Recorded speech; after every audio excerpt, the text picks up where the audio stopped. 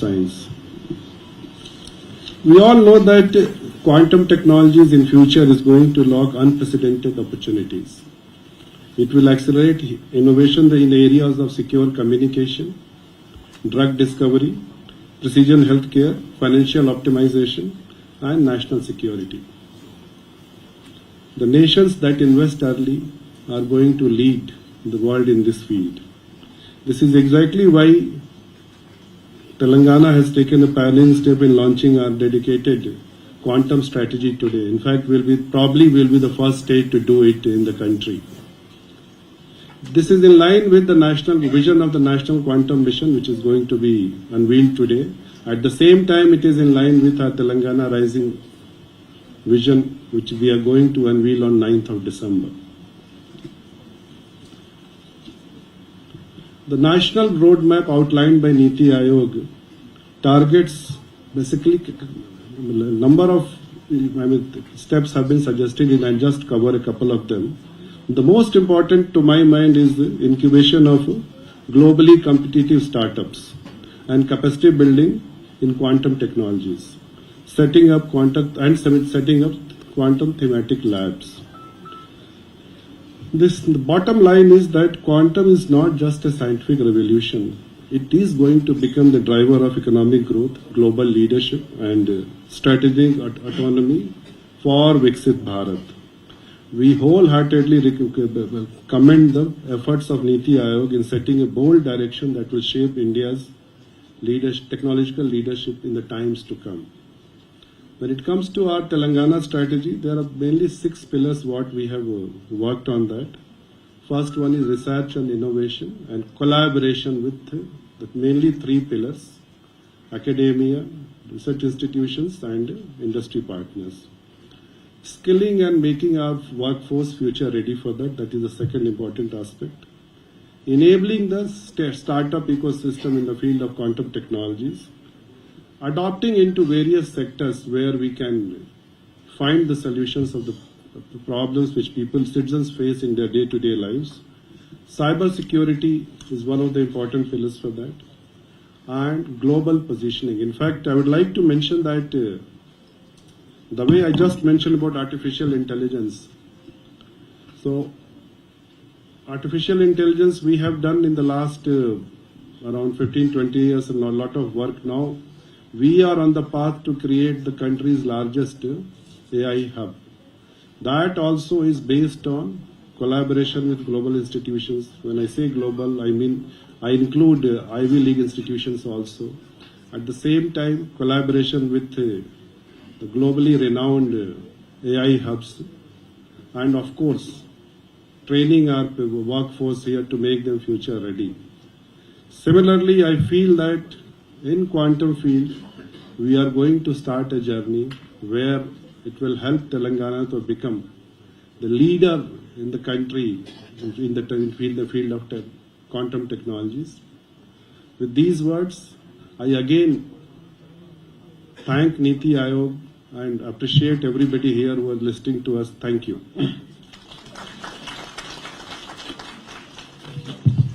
Thank you, sir, for your kind words. It's now my privilege to invite a distinguished national leader who has played a pivotal role in shaping India's digital transformation narrative and the country's emerging technology policies.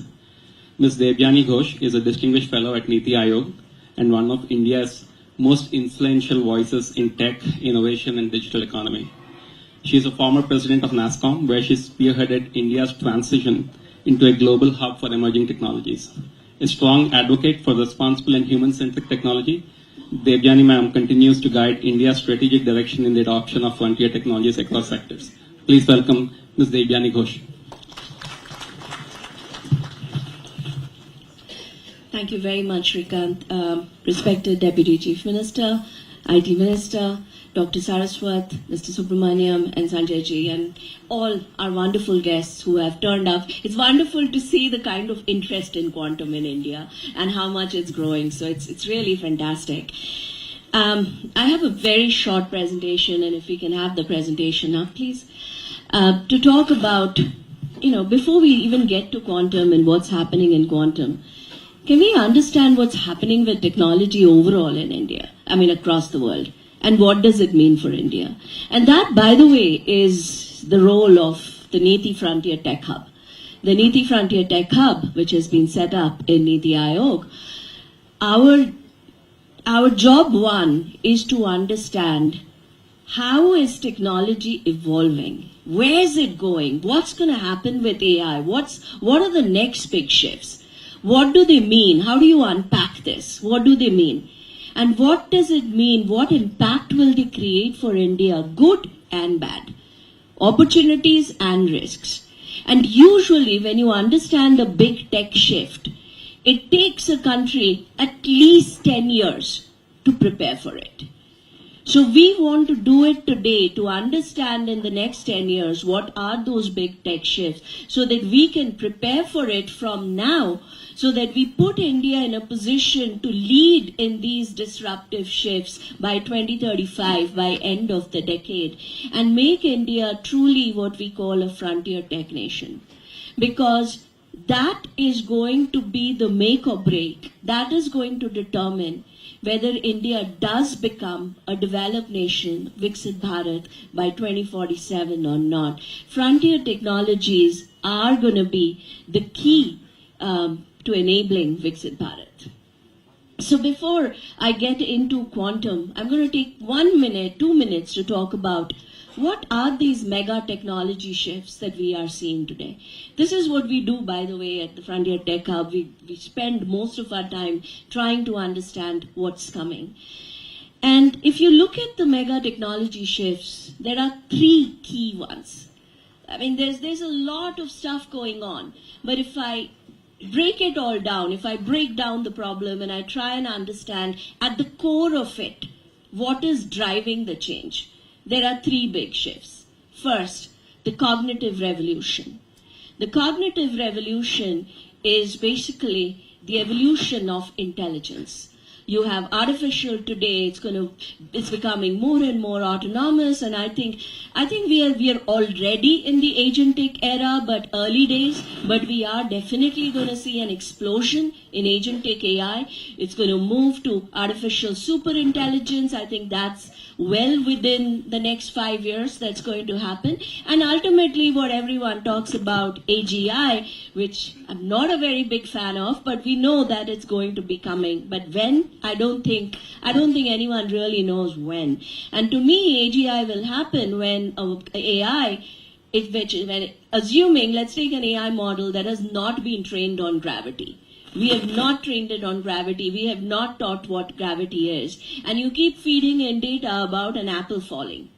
Will the AI be able to come out with the law of gravity or not? Absolutely not today. And that's the difference between humans and AI in my mind. AI still cannot do what Isaac Newton did when the apple fell on his head. And to me, until we get to that stage, I don't think we can talk about AGI, or we can say that AGI is a reality, right? So that's how we look at the evolution of cognitive powers. Then comes the entire frontier tech revolution, which is about science and technology coming together. And I think this revolution is going to be the most disruptive one in terms of impact.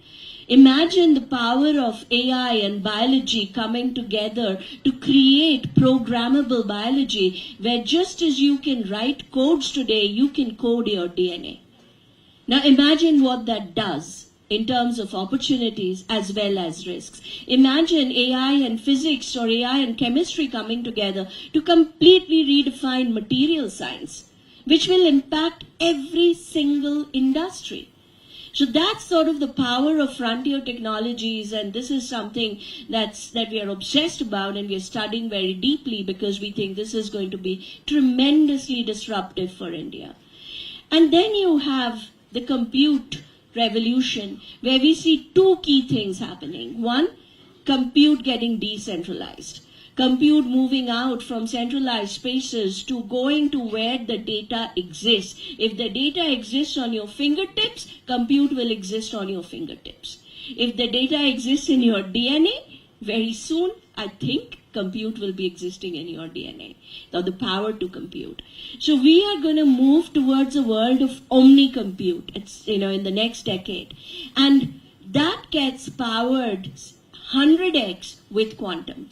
With quantum coming in, but quantum, what we see is this decade is going to be about quantum moving towards applied phase. But we were just discussing this in a roundtable this morning. It's not either or. It's not classic computing or quantum computing. Both are going to exist, but quantum computing will exist in those really high breakthrough use cases, whether it is drug development or weather disaster management, etc., right? So these are the three big revolutions: cognitive, frontier tech, and compute, which we believe is going to disrupt everything. But the biggest disruption is going to be on what we call global superpowers or technopolitics. I think the biggest disruption is going to be the geopolitical landscape, where the control of supply chains in each of these areas, who controls AI supply chain, who controls rare minerals, who controls biotech, the control of supply chains is going to decide which country will have the higher negotiation power when it comes to trade, when it comes to politics.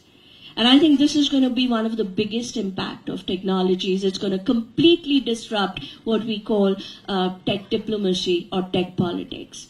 And that's the job of Niti Frontier Tech Hub.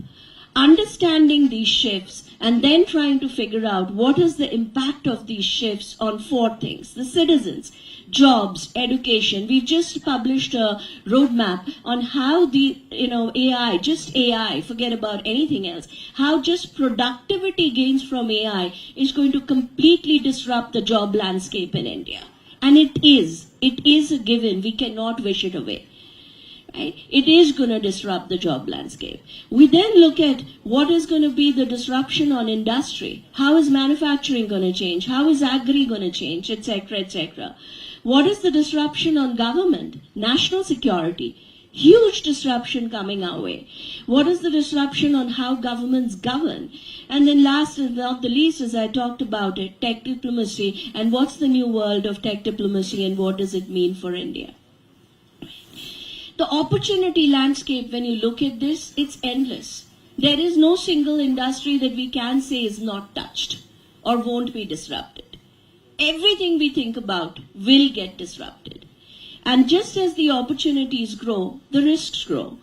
In fact, the risk landscape for India, it looks very different from what it did a few years ago. Our biggest risk is not your computer getting hacked anymore.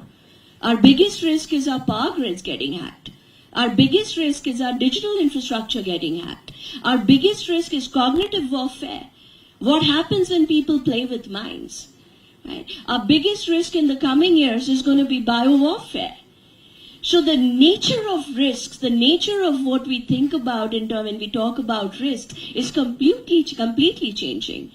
Our biggest risk is also silos within India that stops us from getting the maximum impact out of our technology strategies and plans. Our biggest risk also is that we don't have full control of these critical supply chains or the lacking talent. This is the risk landscape, and it's something we really take into account as we are thinking through the roadmaps. So what does all this knowledge do? This results in what we are building out 10-year roadmaps. And if you go to the Niti Aayog website, look for Frontier Tech Hub, and within that, all of this is available for you to download. But every piece of work we are doing. But we have now looked at what is going to be the impact on economic growth. And as economies grow, we can't forget the grassroots. There's a huge 490 million informal workforce sector, 90% of our workforce. Who thinks about AI for that sector? Nobody. And unless we think about that, how is Viksit Bharat going to happen with such a large population being left out? So we've come out with a roadmap to cover that sector. We've looked at manufacturing. We've come out with the agri roadmap. We've come out with the jobs roadmap. And today, we're really thrilled to come out with the 10-year quantum roadmap. We have the quantum mission, which got launched in India, has really set a very strong foundation for India, if we get our act together, not to play catch-up, but to leapfrog into a leadership position in quantum. Now, what we do today and in the next few years is going to determine whether we achieve that leadership position or not. And this roadmap, which we are launching today, tells us what are those priorities we need to focus on. And, this work that we do is not possible without the best minds in India. Every work stream that we create, every project that we create has a group of experts who are some of the best names in that sector, in that domain, working with us to keep us grounded on reality and ensuring that the work that we are coming out with, the recommendations that we are coming out with are really actionable. And I'm truly grateful to the fantastic expert council that we have and to the partners that we've worked with. Amit Singhi, who's here and will be presenting shortly. I don't know how many nights he has spent working on this report, but he has been an amazing partner. And this is not a point of view of Amit, me, or any company. We have done extensive consultations across the ecosystem to ensure that this roadmap reflects the 360 point of view of the overall ecosystem about where quantum is going. So really looking forward to your feedback. You will get the copy of the report or download the copy of the report. Please spend time to go through it. This is so important, and do give us feedback. But thank you again for having us here, and we're really happy to be launching this in Telangana because this is a state that, I've had a long working technology relationship with Telangana from my NASCOM days. And I think this is a state that has always challenged status quo when it came to tech and disrupted the playbook.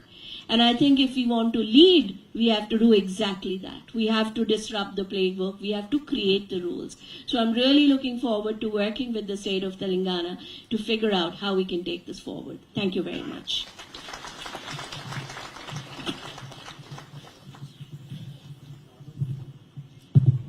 Thank you, ma'am.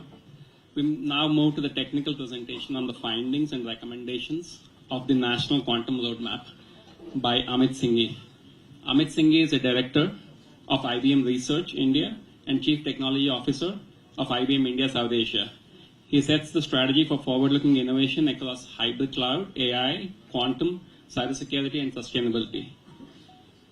He holds a PhD from Carnegie Mellon and is an alumnus of IIT Kharagpur. Please welcome Dr. Amit Singhi.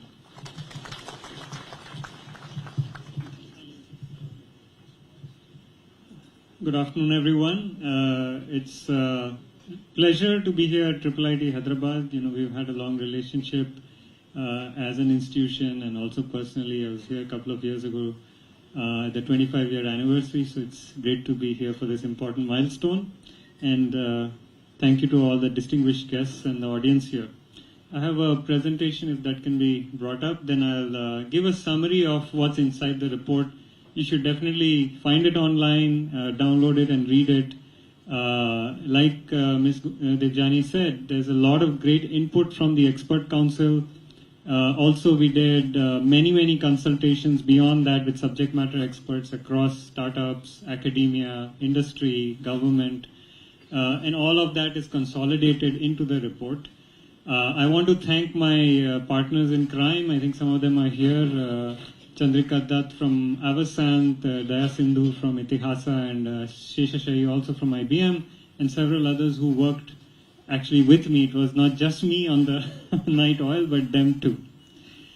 With that, let me go forward. What we did first is we tried to envision the state of quantum technology 10 years from now, saying that 2035 is a very good milestone to think about because that will set the stage of where we can go beyond to 2047. And if we envision where quantum will be globally and try to align with that where India can be and how can India build opportunities with respect to that state of technology, that gives us a good grounding. And so we looked at these four verticals. Quantum sensing, we expect that there will be applications of quantum testing deployed across sectors such as defense, oil and gas. In quantum computing, we expect algorithms that have advantage and working with classical, with quantum centric computing, with systems that have more than 100,000 qubits. In quantum communication, we expect QKD-based systems deployed in early production and We also expect in quantum materials and devices a variety of different devices and materials being used broadly, whether it's single photon detectors and sources and other kinds of things. So this is not just an India statement, this is a technology vector statement, right, based on all the things we heard from the experts.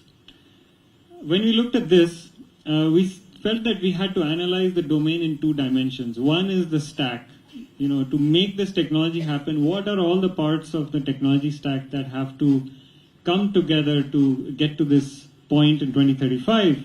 And this was a great view of the technology stack that talks about the hardware layer, including materials and devices, the supporting non-quantum hardware, and also the quantum and classical software that brings that hardware alive. On top of that, you have the providers who package this hardware and software into consumable products, whether those are cloud services, quantum computers, algorithms, and so on. And then at the top, you have the users, the applications, and the consumers where the value gets created at the end of the day.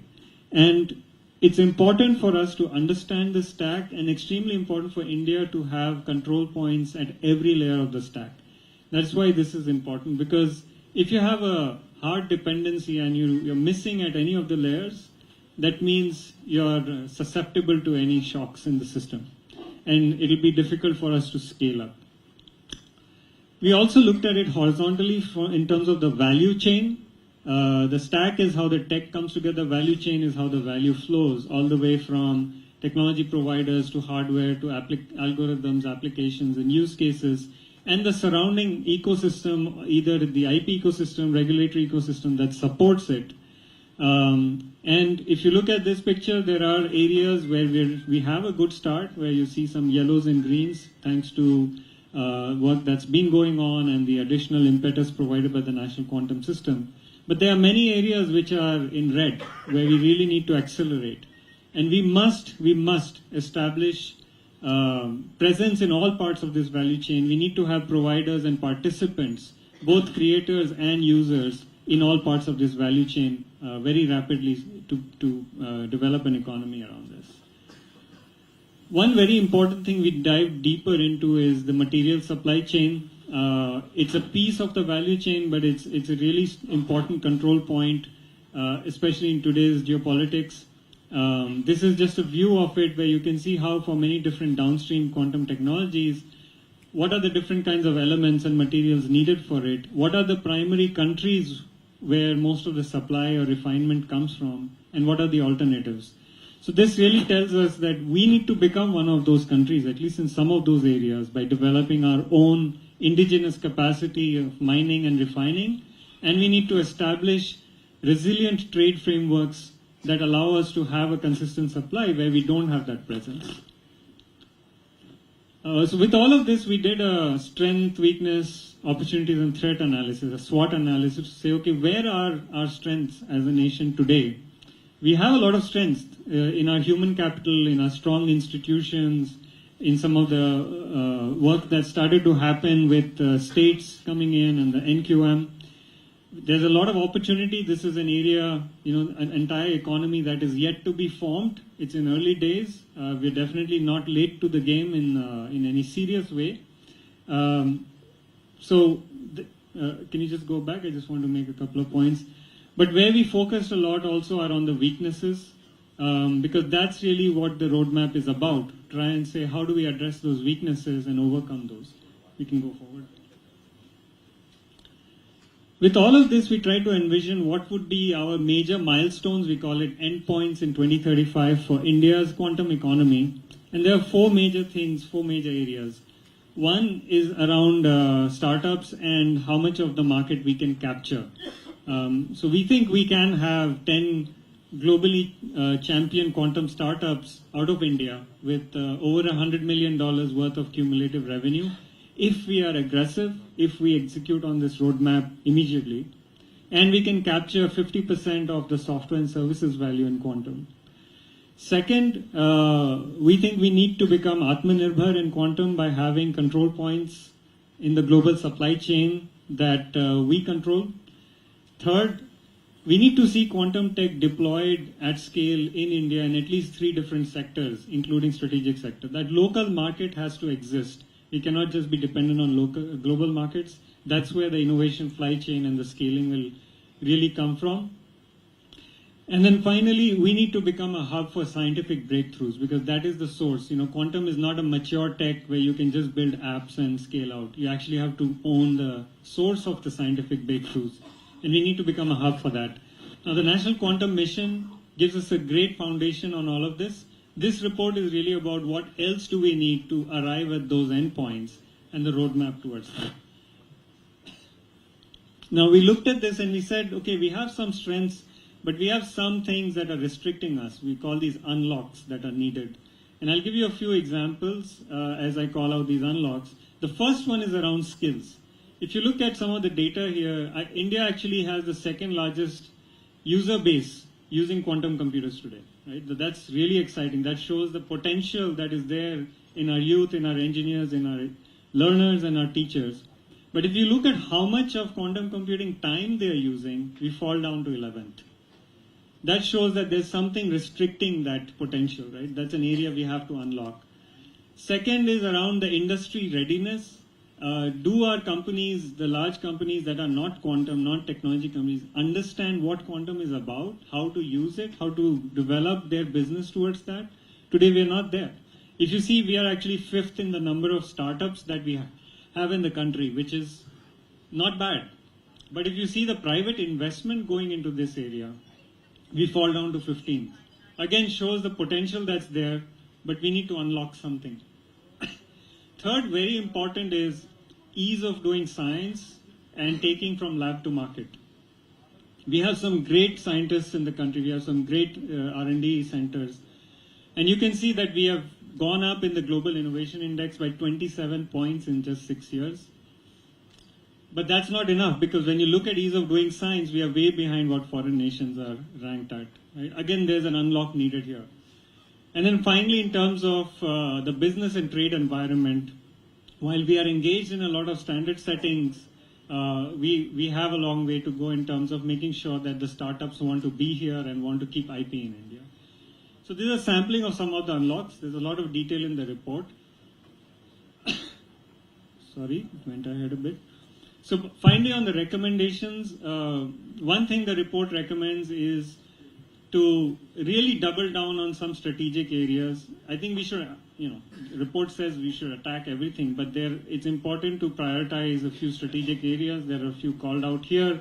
Health and pharmaceuticals, financial services, peripherals is a very important area for near-term opportunity, logistics. And then there are 7 very specific recommendations along with specific actions, and under each of those recommendations, you can find it in the report. These are the 7 recommendations. The first one is around growing a workforce, people, substantially by an order of magnitude in the next 2-3 years across science, engineering, and techno-business skills. The second is to really increase industry's awareness and investment in this space, making them co-developers along with the researchers. The third is improving this ease of doing research and accelerating lab to market in India. And the fourth, which is really important, but it's kind of subtle, is building more risk-taking mindset in our funding agencies and in our research institutions, making it easier to really go after risky projects and reward people who actually step out of their comfort zone and try to do risk-taking. The fifth one is making Indian domicile very attractive to startups. We should be seeing more than 90% of our deep tech startups wanting to domicile and actually domiciling in India rather than elsewhere, so that the IP stays here. That's a target we really need to shoot for.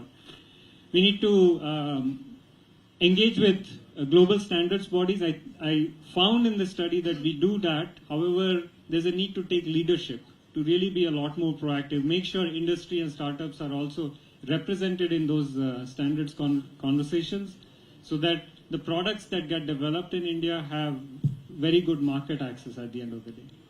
And then very important is to ensure strong trade relations, which are resilient to all of the dynamic things that happen today, so that for the long term we have an ability to be resilient as far as the supply chain and the market access goes. So that completes it. I want to just flash this one slide at the end, acknowledging all the people who provided additional input and the task force that worked on this report. Thank you.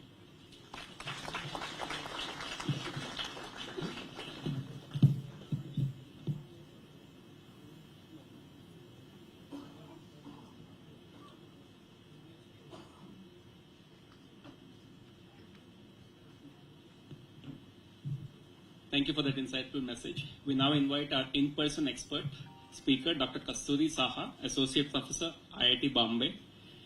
She leads the QMET Foundation in Quantum Sensing, Imaging and Meteorology under the National Quantum Mission. A Cornell PhD, she has contributed to the advancement in nonlinear optics and quantum sensing and has undertaken postdoctoral work at MIT. Her recognitions include the INSA Associate Fellowship, the DST Inspires Fellowship, and many others. Please welcome Dr. Kasturi Saha.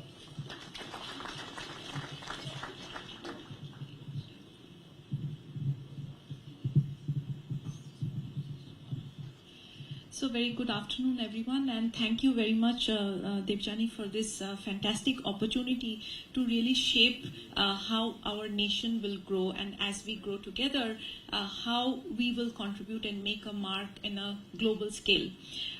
As the project director of the National Quantum Mission's Quantum Sensing and Metrology Hub, I can only say we have just taken the very initial steps in the development of quantum sensing and metrology technologies.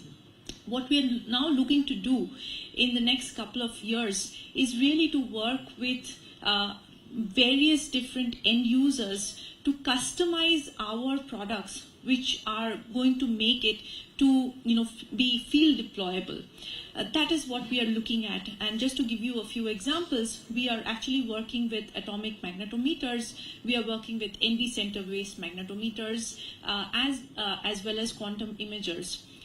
These are the three main technologies that we are currently focusing on. We will be soon focusing also on various other quantum sensing technologies, which we want to make them to be field deployable.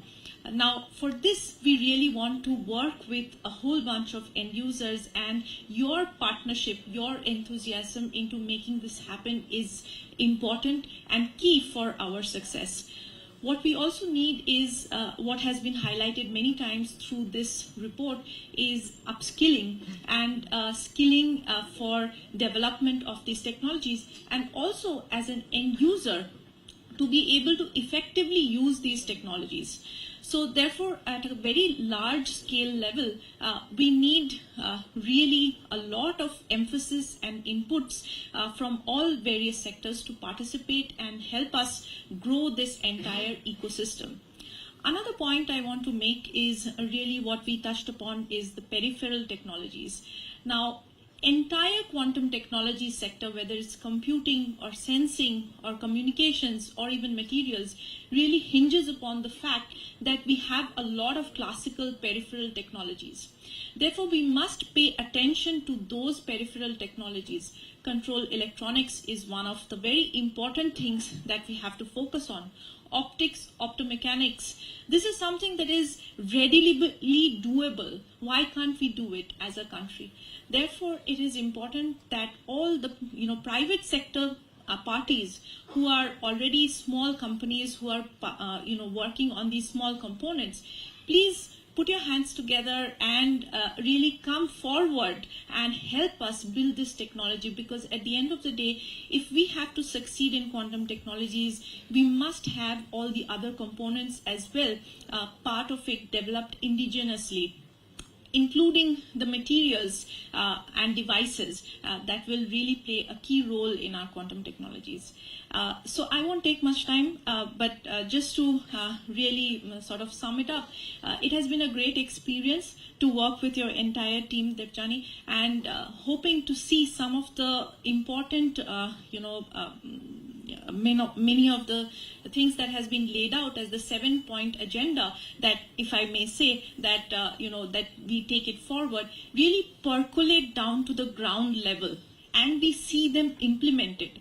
I think that is what is going to get us to that success. Yeah, thank you very much.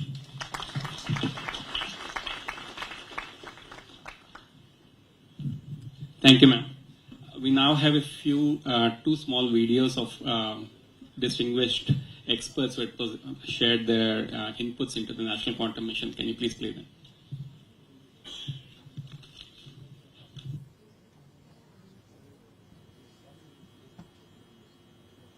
Pleasure and privilege to be part of this milestone moment in India's bold journey to become a leading quantum economy.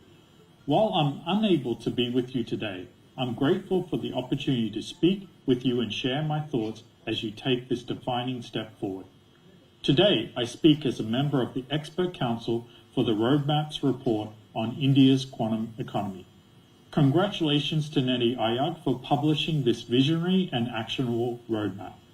I'd also like to compliment the task force for their dedication in making the roadmap a reality. This report clearly explains the global quantum trajectory of quantum technologies and outlines what ambitious yet achievable goals India can target for 2035. It offers a comprehensive view of the full quantum technology stack and the broader value chain, highlighting India's existing strong capabilities while also identifying areas that require deeper focus. Quantum computing is at an exciting inflection point.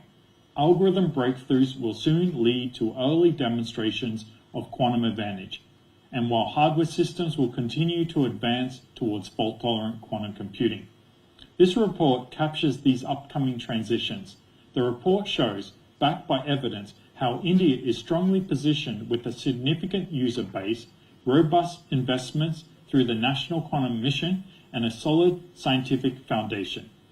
It also highlights the unlocks that are needed for India to emerge as a true powerhouse in quantum computing and its application. India has a distinct advantage given its strengths in mathematics, computer science, and software engineering to not only pioneer new quantum algorithms, but also build complete solutions that integrate quantum computing, high-performance computing, and AI to drive real-world impact. I'm especially pleased that the report goes beyond analysis. It moves directly into action. The recommendations on workforce development, fundamental science, and industry engagement are concrete and forward-looking. I believe that these steps create the right conditions for India to cultivate the right ecosystem to produce globally competitive quantum technology products and startups.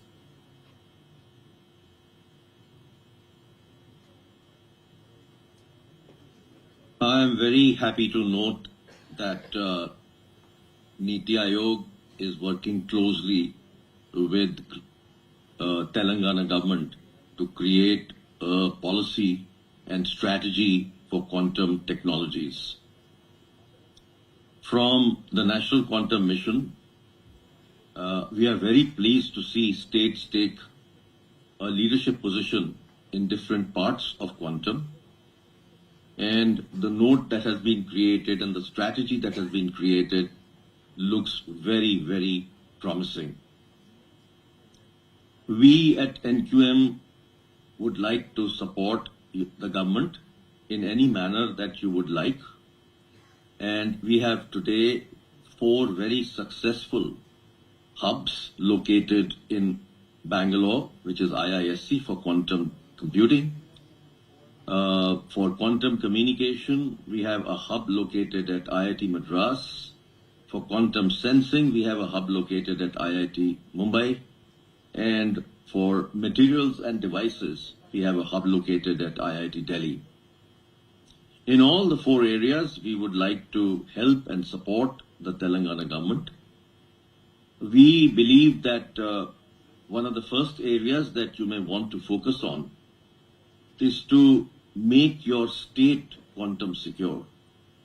We are soon announcing a policy for making India quantum secure, as very soon you may start to see quantum computers that can crack cybersecurity anywhere. And therefore, this is something that the government may want to seriously look at doing. Research in quantum technologies is another area where Telangana can play a very important role with the education institutions, research institutions located there. And this is something that we can help you with different hubs and see how we can take the whole strategy forward which has been created by Niti Aayog. I'm very pleased to note that this will be launched on the 4th of December, and I wish you all success for making quantum technologies happen in Telangana.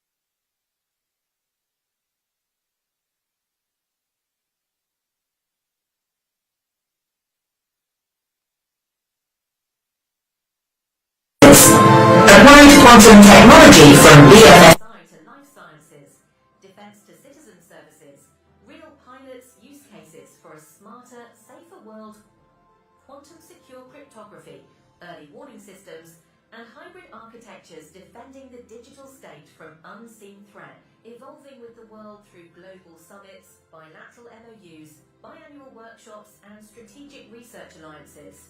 An advisory council on quantum technologies will steer this evolution, aligning science, strategy, and security. Because leadership in quantum demands foresight as much as brilliance. From the quantum world emerges intelligence, AI and quantum, converging to redefine how nations think, create, and secure. In Telangana, this convergence takes form in our upcoming Deep Tech Hub, where frontier technologies will unite to power research, startups, and the economy of tomorrow. From uncertainty, Telangana forges clarity. From potential, Telangana builds the future, This is the Telangana Quantum Strategy, and this is the dawn of India's deep tech era. India's quantum and AI future built in Telangana.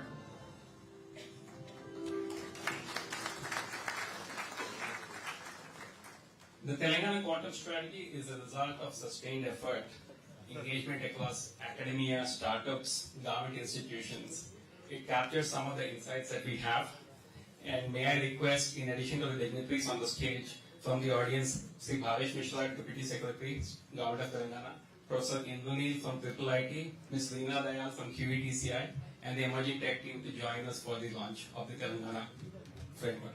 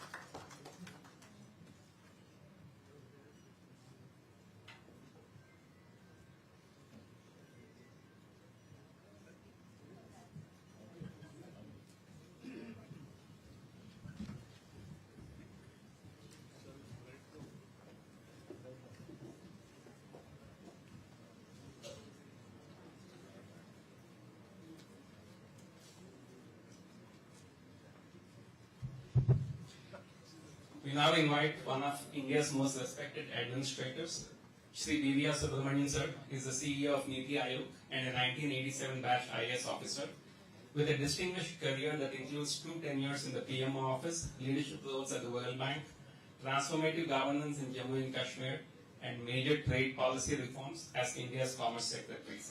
He holds advanced degrees from London Business School and the World Trade Institute, Bern. Please welcome Shri Divya Subramanian sir.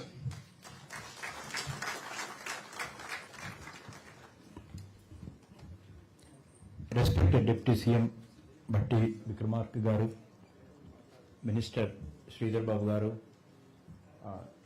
Dr. Saraswat, Member Niti Aayog, Devjani, my friend and colleague Sanjay, distinguished people in the audience. It's an extremely happy day because we are just launched 2 reports. One is a national report which is addressing the whole country, and the second is a state report which is addressing the needs of Telangana. The first report, transforming India into a leading quantum nation, and the second is Telangana's quantum strategy.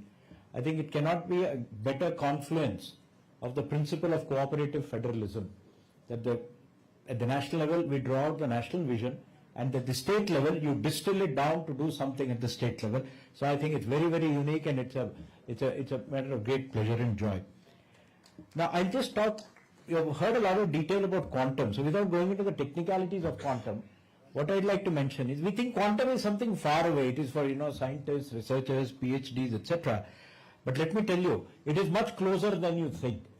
If you look behind in a rear view mirror, it is actually catching up, and it is going to become mainstream very, very soon. And I think that's the first thing. We're quickly moving from a world of bits into qubits. That's the measurement now that is going to be there.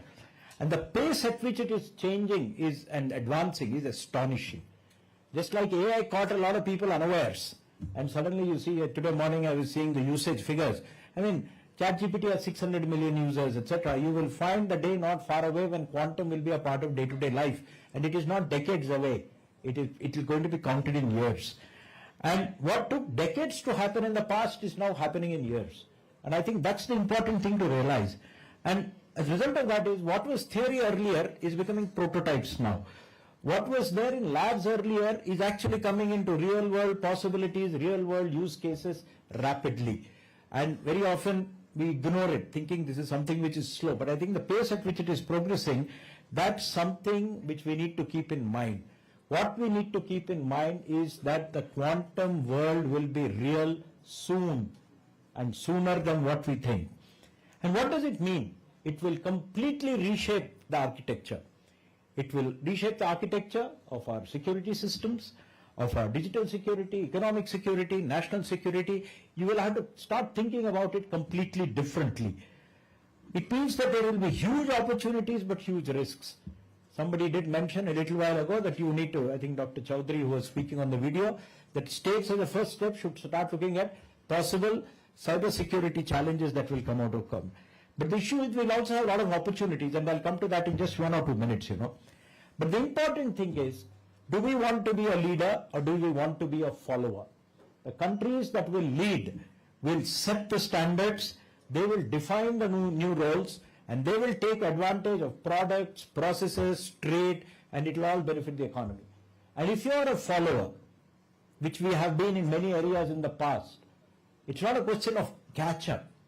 We will actually become dependent on others because it's so fast evolving, there is no catch up. You better be a leader. And the dependency is not just going to be dependency in an economic sense, it is actually going to be a dependency in terms of security. So I think quantum is something we should pay attention to. And the question here is, it is not a question of whether we do quantum. The question is not whether we actually engage and actually master quantum, it's actually how fast we do it. So I think the question is no longer about do we have a choice. There is no choice about it. It's a question of how rapidly do we engage with it. And because quantum is sitting at the intersection of multiple fields, physics, artificial intelligence, material science, cyber, all of them are converging all around this quantum thing, and that's very, very important. The good thing is, and it's very good, and it holds good for Hyderabad, and I'll come to that in a minute. India is strongly positioned to take advantage of the quantum revolution. What are the ingredients that are needed, You need a strong software talent pool. Luckily, we have that. I'm not saying that all of them are quantum ready, but we at least have a strong base to build on very, very fast. And it's undeniable that if we pay the right, attention, we can actually be the strongest as far as the talent pool is concerned. We also, luckily, have a strong base of quantum scientists because we are still in the research area as far as many parts of this field are concerned. And we also have a strong quantum, a very strong entrepreneurial startup setup. So that's the second thing. And the third and most powerful thing which we have in India is we have first-rate digital infrastructure. So the three things are, you need good scientists, you need good software talent pool, and you need digital infrastructure. And if a particular city wants to become a leader in quantum, it also requires the three things: talent, software pool, scientists, and good digital infrastructure. And then it can become leader. And that's what the National Quantum Mission has set out to do. It is not very old, 2023, just 2 years. And we have come quite some distance. Dr. Chaudhary, who again you saw in the video, is associated with the National Quantum Mission, and it's given us a solid start. But I think we should have very ambitious goals. I think the national goal, and it comes out in a report, that by 2035, 10 years from now, India should be one of the top 3 economies in quantum. I mean, nothing less than that would do. After all, we are the 4th largest economy in the world today, soon to become the 3rd largest economy in 3 years' time. Should we also not be a top 3 quantum economy? If you look at the amount of R&D money being invested in quantum, we are still about 7 or 8. Even Australia is spending more money on quantum than us. We will have to bump it up, and I think the government is committed to bumping it up. So we should aim to be the 3rd largest economy. And it's not about gradual incremental growth. It should be an exponential leapfrog growth. You just jump and go and take the lead. So we should move from pilots to platforms. We are no longer to be at the pilot stage. Quickly move from pilot to platform, that's important. Research should be commercialized fast so that actually there are end-use products that people can use. And last but not the least, and this is a big, big problem, what we need is not isolated efforts in little cubicles, but coordinated ecosystem-wide effort across the country, across the state, across cities. And here the role of states is very, very important. Why? Who creates the talent pool? States.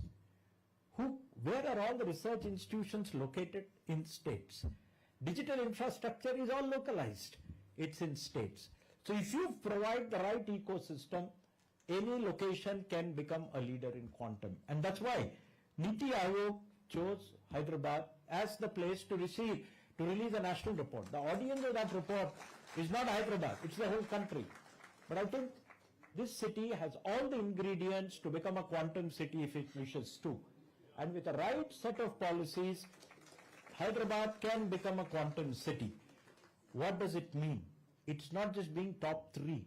There is money behind it. There's a huge economy that's going to follow from there. And therefore, the Telangana quantum strategy, which has just been released, is actually the first step. It shows the determination which a committed, proactive state leadership can do if it wants to actually take. The fact that Telangana has taken cognizance of the existence of this field, come out with a quantum strategy, the next step is it should not remain in the books, it should get rolled out. And get rolled out in the field, Hyderabad can be the quantum city of India if the right efforts are made, and that's a fervent desire and that's a wish. You need to focus on research, need to focus on skilling, and you need to focus on innovation. And I think again, the basic ingredients are here. Also, the good thing with the strategy is it kind of synergizes with what the national strategy is. You see, you can't have, ants pulling a grain of rice. They all go in multiple directions. A lot of effort is wasted. If things are actually, everybody pulling in the same direction, you actually achieve more. And I think the Telangana strategy is in alignment with the national strategy, so you can actually deliver results much faster.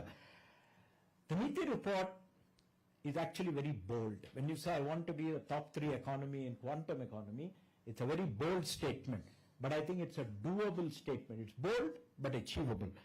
India has a globally competitive base. India has a globally competitive, digital infrastructure. And what we have set as a goal in that report is 50% of the global software and services industry that comes out of quantum should be in India. We are early birds. If we do it, just as India rode the IT wave. What you see all around this particular place is a result of the IT wave. It began early 2000s and we built. The second wave was the GCC wave. That also, and actually Hyderabad has actually become a leader. It's gone ahead of many cities as far as GCCs are concerned. There's no doubt about it. If you look at IT, there are about 8 cities in India. But if you look at GCCs, there are only 3 cities in India. So you are one of the 3 from one of the 8. So I think in quantum, if you take the right steps, this country can benefit and the city of Hyderabad can also benefit. We should also quickly move towards integrating quantum solutions in healthcare, in defense and security, in energy. It has uses everywhere. So I think the city can be positioned, the country can be positioned. And India, at the national level, should become a partner of the global south. I think that's one of the biggest achievements of India is what we do is applicable all over Africa, Central Asia. So what we do in India, we can actually help other countries also adopt quantum. So with this, I'd only like to end saying, time does not wait for anyone. The quantum revolution is not going to wait for you. You have to go out and grab it. And I think today is the first step in going ahead and for us to make the right moves to grab this revolution. I'm sure that with the talent that is there, the infrastructure is there, and most importantly, the willpower that is there, India can be a top quantum nation, and the city of Hyderabad can be a quantum city of India. Wish you all the best. Thank you. Thank you, sir, for those inspiring words. We definitely look forward to Hyderabad being the quantum capital, if you will, of India. Our next speaker, we are honored to hear from one of the most celebrated scientists of India, Dr. V.K. Saraswat, member Niti Aayog, former DG of DRDO, is the architect of India's indigenous missile program, including Prithvi, Dhanush, Prahar, Agni 5 and the ballistic missiles. His contributions span cybersecurity, silicon photonics, hydrogen ecosystem, alternate energy, and national transportation frameworks. A Padma Shri, Padma Vibhushan awardee, he continues to guide India's strategic scientific direction. Please welcome Dr. Saraswat. Namaskar. Very good afternoon. Honorable Deputy Chief Minister of Telangana, Shri Bhatti Vikramarka Mallu Garu, another friend and colleague, Sanjay Kumar, and Ms.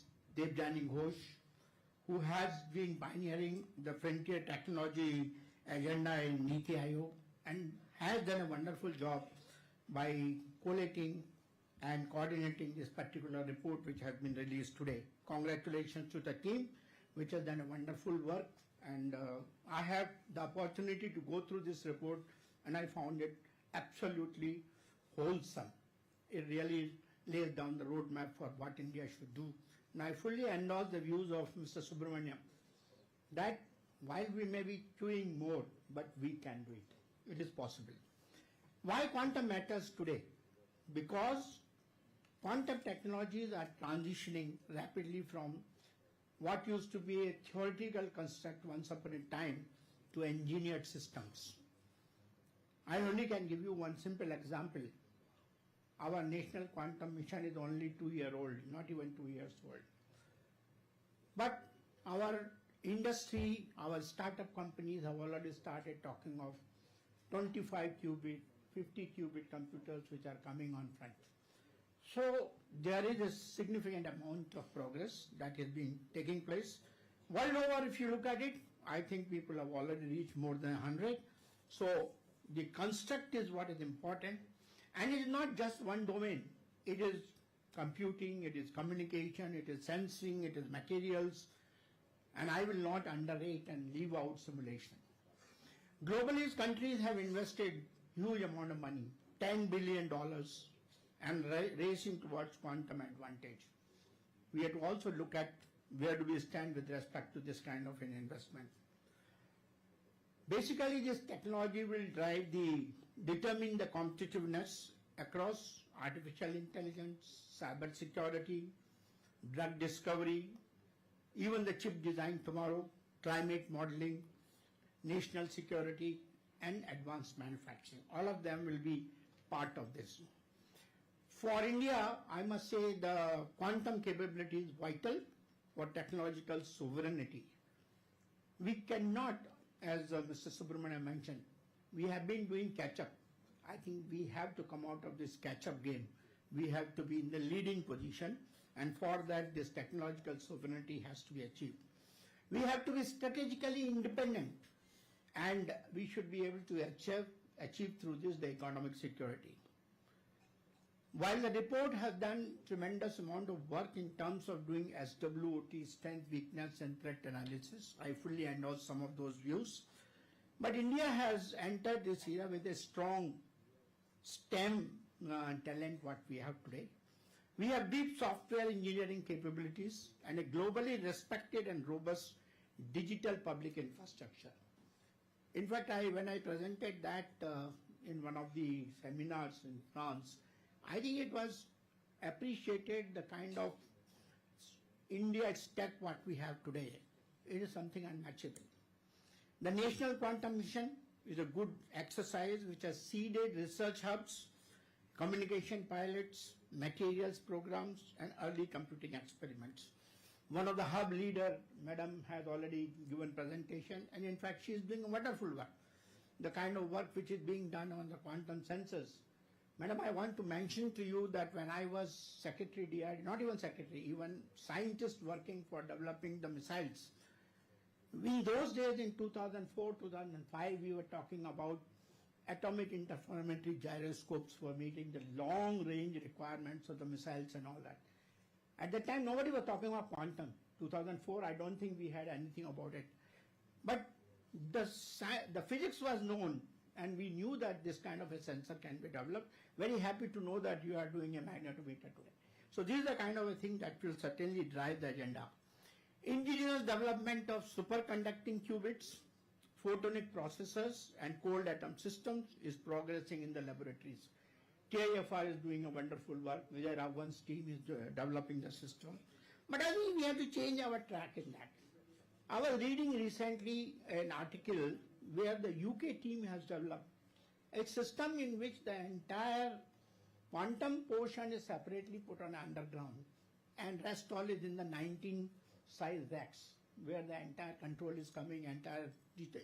It looks as if you are not working on a quantum computer, you are working on a typical digital HPC or something like that. I think we'll have to look at some of these configurations which are emerging across. Our department, some of them have done wonderful work. For example, ISRO has demonstrated the satellite-based quantum key distribution which positions India among the few nations capable of secure quantum communication. ANRF has an agenda for doing high-end research in this particular race. Other initiatives are taken by MIT and DRDO, which reinforce the national effort to create a secure quantum communication backbone. These form a strong foundation. That means these are areas in which work is going on and some leadership positions are going to be achieved. Taking clue from what India's quantum vision from 2035, I think the report also covers, and many of you have talked about it, we should be able to build about 10 plus globally competitive quantum startups, and each with significant revenue and global standing. That should be one of our mission by 2035. We should be able to achieve over a 50% share of the global quantum software and the service market. Deploy quantum technologies across at least 3 major sectors, including strategic sectors like defense, health, chemicals, petroleum, and finance. We should be able to attain strong control over critical points of global quantum supply chain, making India a net exporter of quantum hardware. As somebody was talking about, we should not be only looking at the basic quantum thing. The peripherals are very important. We can actually bring peripherals at the same speed levels or equal to, or some of them, which will match very closely in terms of accuracy, speed, and size to meet the requirement of the future quantum systems. We should be a net exporter of quantum hardware and software and hold some IPs. India as a global hub for foundational breakthroughs in quantum technology is my wish. So there are technology pathways and there are sectoral impacts. I mentioned to you about quantum computing, communication, materials and sensing from technology backbone of India's strategic advancement. And what are the areas which you are looking at? One of them is national security and quantum safe encryption, quantum key distribution networks, advanced sensors and GPS independent navigation is what we are looking at. Coming from defense, I look at it as a major requirement. And in fact, in our city and next door, close to IIIT Hyderabad, there's an institution in University of Hyderabad called C.R. Rao Advanced Institute of Mathematics, Computer Science and Statistics. The team there is already working on post-quantum cybersecurity. There's a phenomenal work going on. Quietly, some few scientists are working on that. I'm sure we have to make use of them and collaborate with them. Healthcare and pharma. I heard the talk of Mr. Krishnayala the other day in ASCII. At about 3 months or 4 months back, he was talking about the use of quantum simulation for drug discovery, molecular optimization, and diagnostic analysis. Manufacturing and materials is another area which should certainly be taken care of. Cryogenics, photonics, cryo-CMOS, high purity materials, superconducting devices and control electronics. Telangana, sir, I would like to remind you that we have opened Photonics Valley Corporation. I was associated in that particular exercise. I think Photonics Valley Corporation should be made a major hub for developing all the components and devices which go into the quantum. It should become one of the major sources. We have the necessary background and we have taken this step much ahead of time. I think it should be taken in that particular form. Finance, portfolio optimization, risk modeling, fraud detection and quantum secure communication. Mobility and logistics, that would be basically in terms of quantum enhanced sensors and optimization tools and secure mobility networks. That's what should be our focus. And climate and agriculture, as many of you have mentioned, that is where IIT Bombay's work will be very, very important. Quantum sensors, madam, and enabling precision agriculture using them tomorrow. That should be done. So what are the critical enablers for India's quantum push? As all of you have mentioned, we have the right talent. Tens of thousands of quantum professionals will be needed across physics, engineering, materials, artificial intelligence, and computing. Interdisciplinary programs, industry, university pipelines, and global fellowships must expand rapidly. I think this is another demand. We mentioned about hardware, peripherals and materials. We should develop the domestic capability in cryogenics. In fact, I was wondering, many of my startup companies today are waiting for the import of dilution refrigerator. I do not see any major reason why a dilution refrigerator cannot be designed and developed in our country with the kind of technologies we have in cryogenics and the materials we have. We can do it. It's a question of market. We should be able to take it forward. Strengthen the Indian semiconductor mission. It is vital for fabrication aligned with the quantum requirements. We need to do industry-led innovation, co-innovation labs, early adoption pilots and industry-driven R&D will accelerate this maturity. And I think that some of the startups which have come in this area are already doing some very good work, but I think it's the bigger industry which has to now play a major role. There are some innovation platforms like IDEX, which has already powered the quantum startups, building sensors and secure communication tools, which illustrate the potential of our startup systems. Another area which we need to really do it, I think we should not shy away from the fact that standards are required. If we don't do the benchmarking, the trust will not be there. We have to do the standards. So India must lead in global quantum standards, security protocols, benchmarking frameworks and reliability certification. I think this is one area where globally we can even collaborate. A national benchmarking program will enhance trust and accelerate commercialization. If you really want to commercialize, you need to have standards. If quantum becomes pervasive, ethical use, cyber resilience and sustainability must be built into the design from the outset. What is the risk if we don't act? Dependence on foreign hardware and loss of strategic autonomy. We will be catching up. I think we should avoid. Rising cyber security vulnerabilities. All the solutions will come from outside and you will be vulnerable. Then migration of quantum talent will take, it already many of them are going, but it will happen more.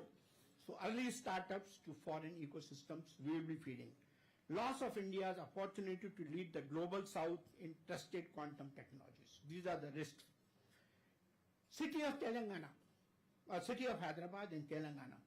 I have an emotional attachment with this because I have spent about 45 years of my professional life in this city of Hyderabad, building missiles and many other systems later. So I certainly have a very good idea that this country is one of the best research and education hub. We have the defense labs here, we have production centers from defense, we have IITs, we have IIIT, we have universities like University of Hyderabad, JNTU, Usmania, some of the wonderful educational institutions. They all are capable of working together provided we set the goal for them. Provided we give them that Telangana is driving the agenda for quantum tomorrow. As Mr. Subramaniam mentioned, we have the necessary framework. I think we have to just put it across. Platforms like T-Hub, T-Works, we have built one of India's strongest innovation system. India's quantum mission will be achieved through cooperative federalism, and that is what we are doing. National direction combined with a strong state-led innovation and industry engagement. That is what we need to do. The roadmap is discussed in the report. All the 7 steps are very, very important, sir. They are very, very clear. It defines the operational architecture that will drive this mission forward. It is more than a plan. It declares that India's growth will be powered by scientific excellence, technological sovereignty, and innovation-led industry. We have to build full-stack quantum capability from hardware to software. We have to establish national test beds and validation centers, foster deeper collaboration between academia, startups, and public sector undertakings, reform procurement models to allow pilot projects and early stage adoption. In fact, I want to just mention too, one startup company came, they made some simulator, and they want to give it to that government agencies should take it. Unfortunately, even today, the government agencies say, we have to do the tender. If you come through, I will be able to buy your item. Now, that's not the way quantum can be done. We have to support by early procurement of the systems which are developed by our startup companies.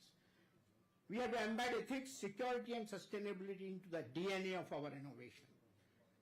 We emphasize partnership across ministries, industries, and international allies to ensure scale, standards alignment, and shared prosperity.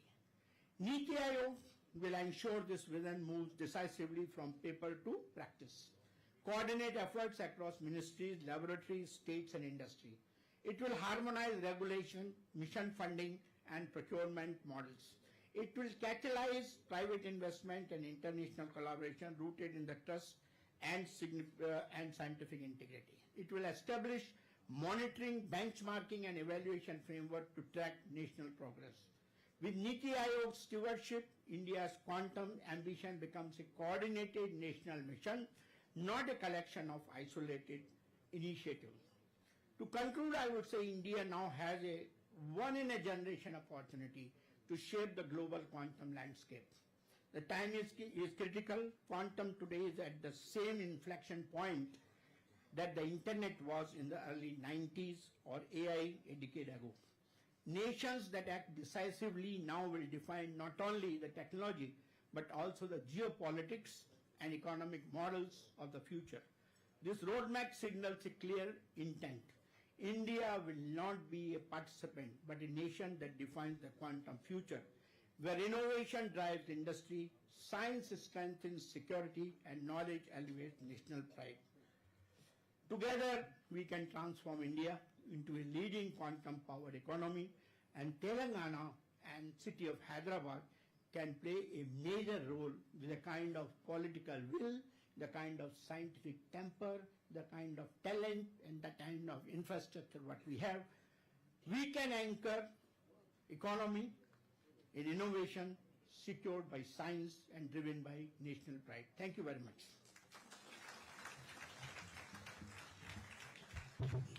Thank you very much, sir, for your kind words. May I invite now a visionary leader who has played a pivotal role in shaping Telangana's tech and industry landscape.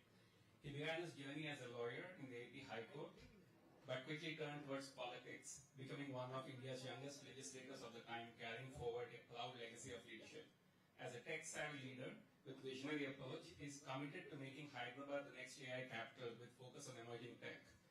Sridhar Babu sir's journey began with strategic initiatives to position Telangana as a premier destination for global investments, and he is an influential voice in AI today in governance and in industry.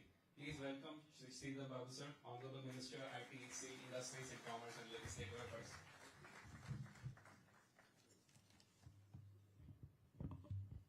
Andariki namaskaram. Very good afternoon to all. On the days from government, our Honorable Deputy Chief Minister, Sri Bhatti Vikramarka garu,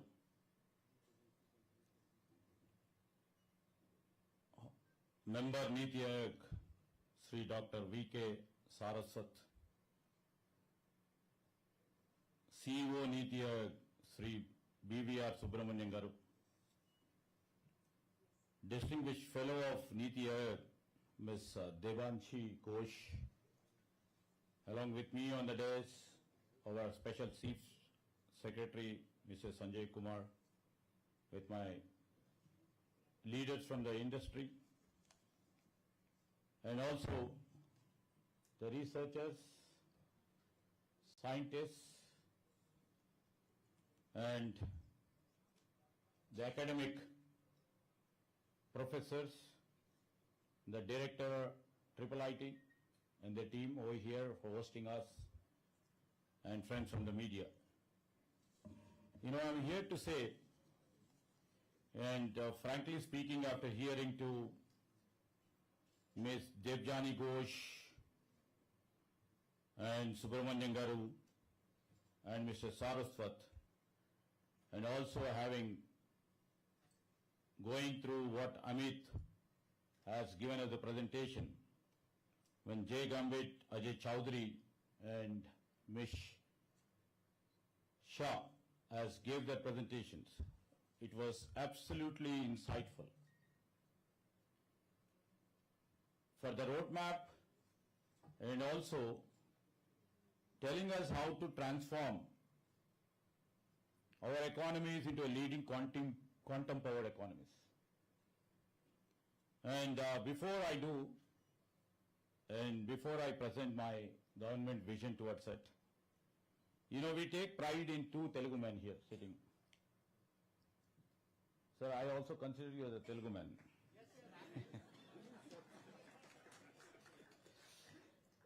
Subramaniam Garu is a very renowned, seasoned bureaucrat, done many roles at the national level. And we know about Saraswati. One shot of big award from the nation. And in fact, from NASCOM, Ms. Devjani Ghosh, we know you, ma'am, since a long time, who is a visionary leader in terms of technology. And while she was presenting in the frontier and technologies, how they can disrupt, how we can make use of these technologies.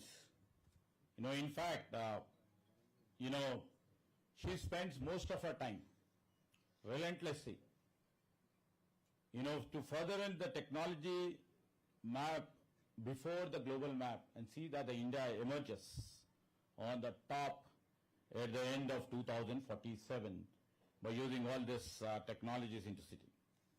So I would like to literally mention, the young minds who are also sitting over there from IIIT and all other institutes.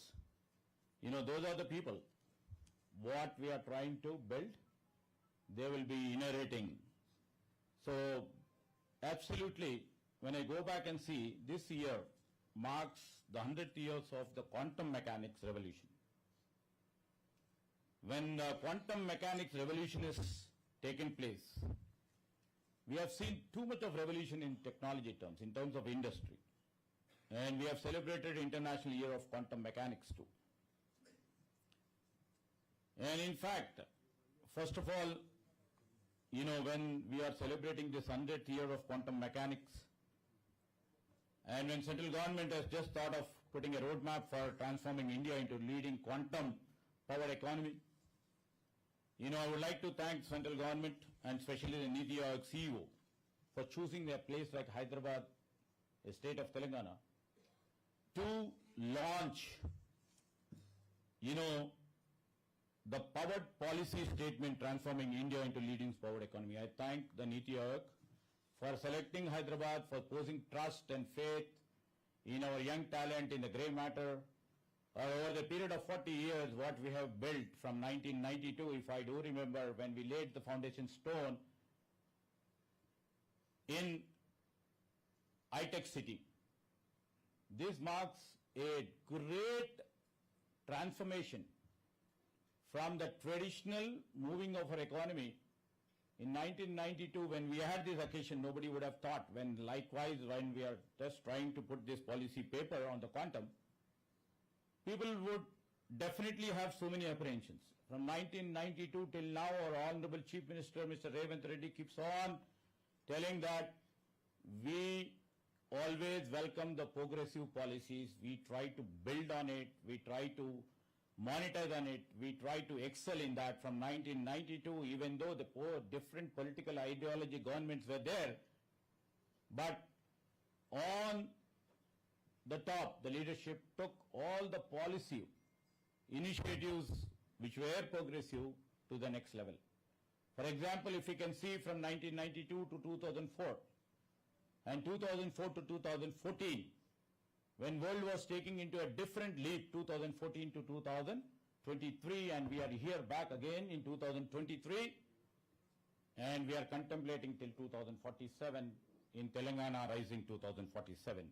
But if you have seen, the great ecosystem which has been built over these past 3 to 4 decades, the ecosystem, what is being told by Subramaniam Garu, the great ecosystem in terms of the software, the great infrastructure, the digital infrastructure which has been created over the past 3 decades, and the great spirit of entrepreneurship and the fire in belly attitude of the youngsters who wants to excel is there in the city. That's the real reason today we are launching this big initiative Even though there were lot many cities over there, they have selected this place because of this, and we are thankful to Niti Aayog. And in fact, I have to mention here, when AI is coming to picture, many would have thought, and we can't sit back and say, let it cross by. And this is a time again, Chetavani bolte hai Hindi mein. No, this technology has literally come now. Try to get prepared, get up to face this technology, to get up with this technology, and literally see how best we can excel. You know, if you have seen in human history, there have been many discoveries and many inventions, and in modern times, if you see in the past 100 years or so, you know how, few people on the discovery or invention of this electricity, the printing press models or internal combustion engines, transistors or the internet, now the AI, and so henceforth the quantum. This, if you have seen the consequences, have impacted the world at large in every aspect of life. If you tell about in transportation or in health or in food or in industry, you name anything, the discoveries have literally taken us to the next level. So the contribution I would like to mention is the first 100 years of quantum mechanics have changed our way nobody could have foreseen. Our forefathers couldn't have foreseen it.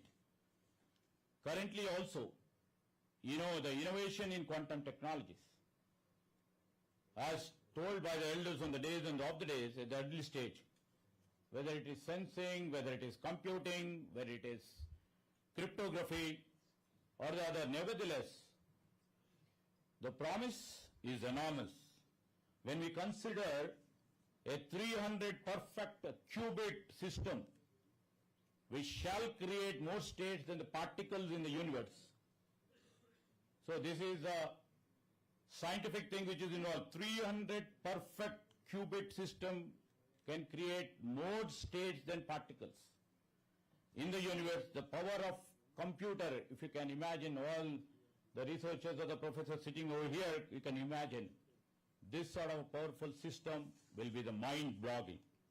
We can imagine, as she rightly said, we are moving from AI, agentic AI and super intelligence, artificial systems, and comes the next level which we are imagining right now, which may be the reality. When we imagine the artificial brains powering robots, individualized programs solving personal health problems at a molecular level, and designing drugs and therapies as a nutrition, and creating materials that have not existed before, which are unimaginable, which are more efficient, which are power generated, and storage technologies, if we look, that will look mostly impossible today. How far are free from this? The turning point is definitely, with my little knowledge, I can say the reliable quantum computer, that is in the thousands to the millions of the qubits. This is not far-fetched dream. Since the inflection point is the trigger, now we will be triggering that. I am promising you the three people, the eminent people sitting on here, and with our Chief Minister, Mr. Revanth Reddy's vision, and with the Deputy Chief Minister over here, we will, definitely we will trigger this and move on to become the quantum leader. We have already seen a place of innovation pick up in the space in the last couple of years.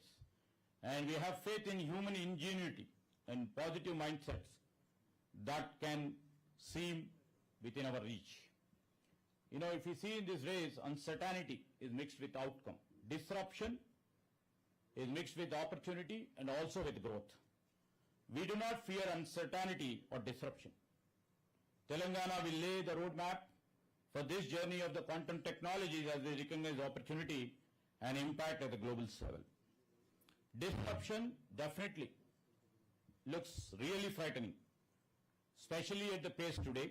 We embrace this. We would like to take it on. We would like to take it head on. The city of Hyderabad has shown this adapting to changes and rapidly evolving to the needs of the world. A consistency that I was mentioning that shows robustness in our systems and our leadership.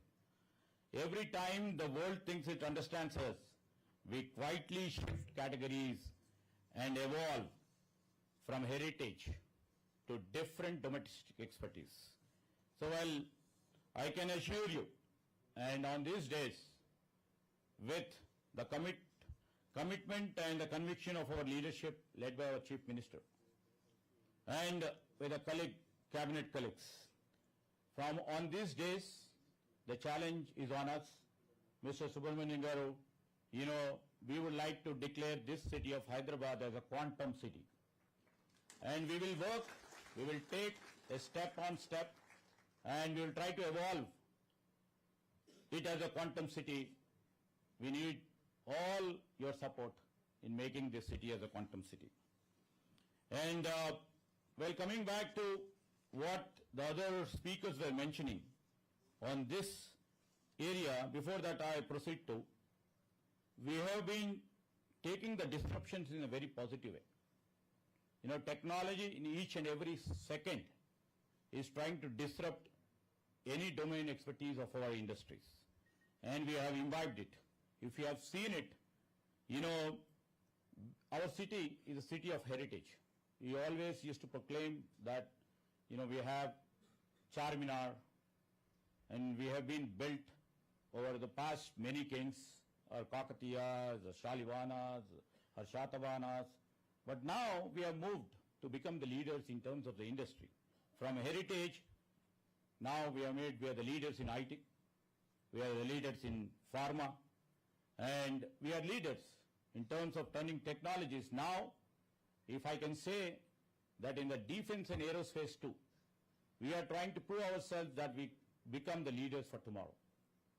This year, we could outpass our software exports compared to our software, and also into the pharma, our defense and aerospace exports from this state of Telangana has surpassed the exports what we do in software and pharma.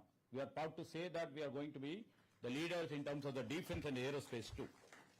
And I always keep saying, now the time has come. And Ms. Ghosh, you have to literally aid and assist us. Now we are trying to scale up from back office capability to the value-added centers. Now we are trying to design ourselves from global capability centers to move on to become the global value centers. So from low-cost labor arbitrage, where the leadership from different parts of the world has chosen us, keeping in view of the skill, keeping in view of the digital infrastructure, keeping in view of the spirit of our young and the grey minds which are available, now it's a high time that we transform ourselves from GCCs to GVCs. And these are the steps what we are taking, and we are just not trying to build a facade. Beyond the facade, we are trying to bring in the system which will make the facade a reality. When we speak the language of reinvention fluently, and when the quantum technology tsunami definitely arrives, we should make ourselves ready. There is no uncertainty, but we are trying to create the momentum to face it. Today, Telangana already hosts, one of the deepest research corridors. Over 52 R&D institutions are here, as said by Niti Ayog's member, and 30 plus universities. And countries' reputed academic institutions like IIT, IIIT, TIFR, NIIT, BITS, ISB, CCMB, Osmania University, JNTU, last but not the least, my own university, the Central University. More than 380 global tech innovation centers, building advanced systems, and growing cluster of quantum research and deep tech startups, a number that looks small today and inevitable tomorrow. We are building a quantum capability from ground to connect with intellectual capabilities that are already built.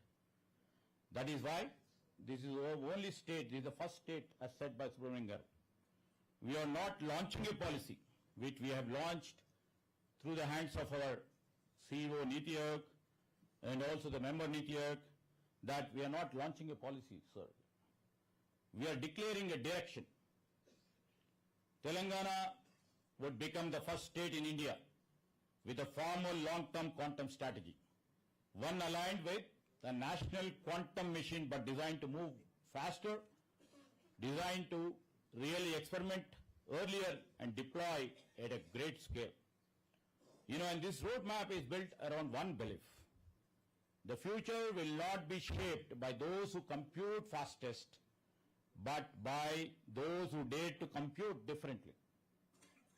The strategy creates research infrastructure, innovation hubs, the quantum AI test beds, and talent pathways. It also prepares financial systems to strengthen cryptography before the quantum breaks it. It prepares life sciences to accelerate drug discovery that would take classic computing centers.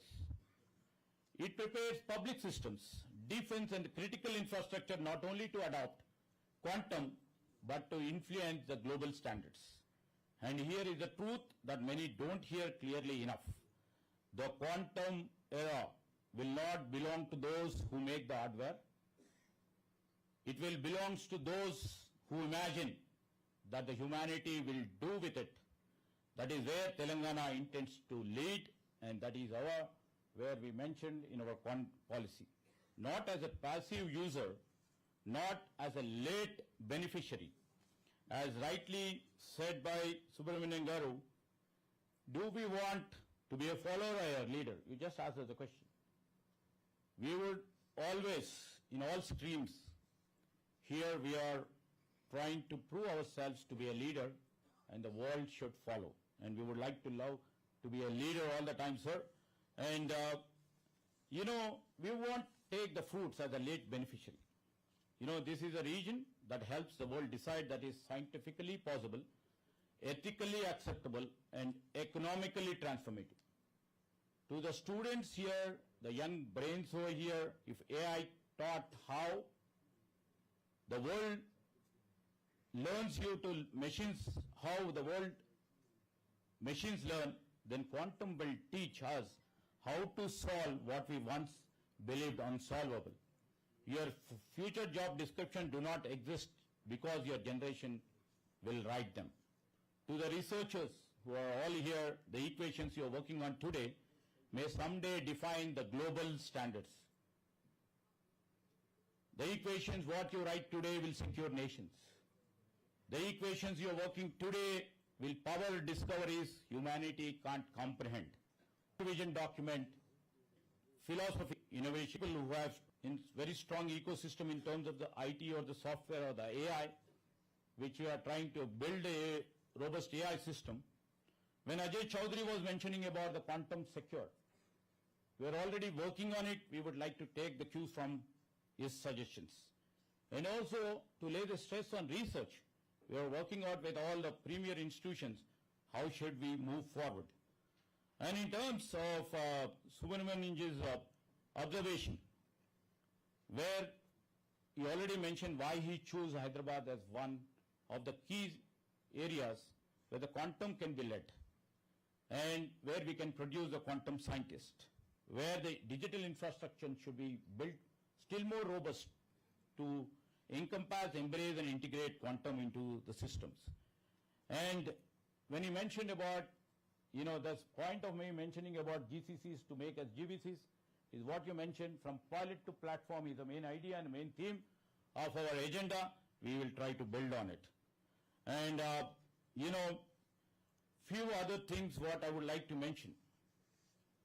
When AI has come into picture, now the quantum is trying to surpass it. We would like to, because recently the Chief Minister, Mr. Revant Reddy, has also declared, by March, we are going to start, fund of funds for the startups and for the innovation. And this fund of funds will be the first ever initiative by our Telangana government. And this will try to infuse lots of energy and spirit in the young entrepreneurs, not only in the traditional software, but also in terms of AI in terms of the quantum too.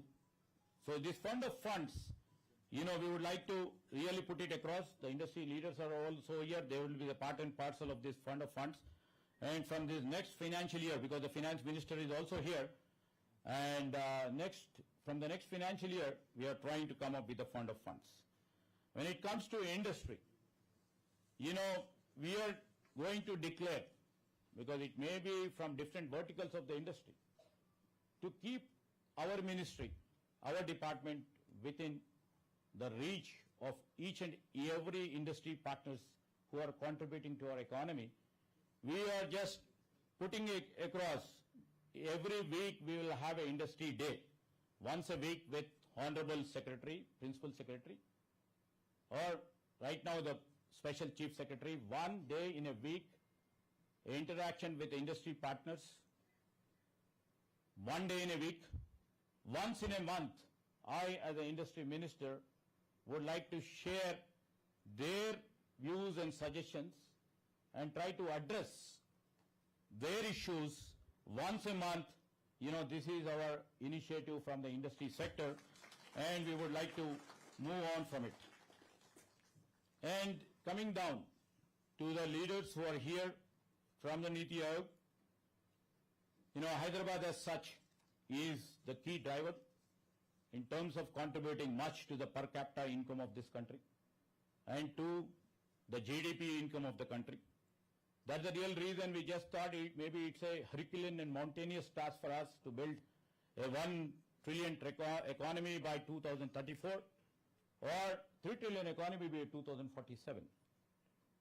The Chief Minister, with this grand vision, has envisaged this vision, and to all the elders over here, I would like to mention, with the great participation of Niti Aayog under the leadership of the chairman and the CEO and the members, and also from the contribution from ISB and the suggestions from the industry leaders, we are trying to create a document, a vision document, Telangana Rising 2047, which shall be unveiled by our Honorable Chief Minister on December 8th and 9th, which shall be the vision of this state to see that the economy galvanizes to the next level.